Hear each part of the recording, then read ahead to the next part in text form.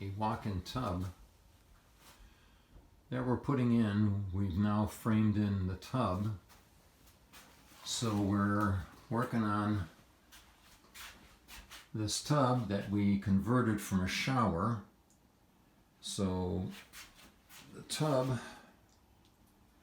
is from a local company that's built here in Oakland County.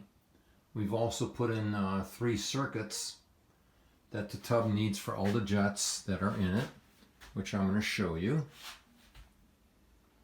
And we had to also, of course, plumb in for a tub because this used to be a shower. Now when we did this, we also had to make the door opening wider because the tub would not fit in the door. So you can see that we expanded the door opening by removing a couple studs.